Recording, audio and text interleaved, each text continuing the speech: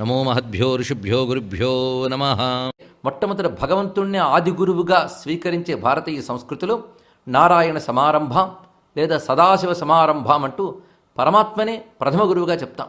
ఆడ తర్వాత బ్రహ్మదేవుడు, ఆ బ్రహ్మదేవుని తర్వాత ఋషి పరంపరకంతటికి ఆద్యుడై బ్రహ్మమానస పుత్రుడైన వశిష్ఠుల వారిని పేర్కొంటాం.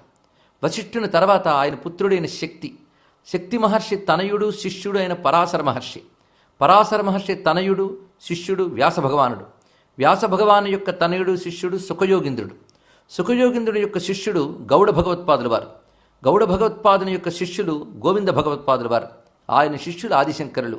ఇది శంకర గురు పరంపర. అంటే పరమేశ్వరుడితో మొదలై శంకరుల వరకు వచ్చినటువంటి అవిచ్ఛిన్న వేదాంత విజ్ఞాన పరంపర ఏదైతే ఉన్నదో అదే సనాతన ధర్మము.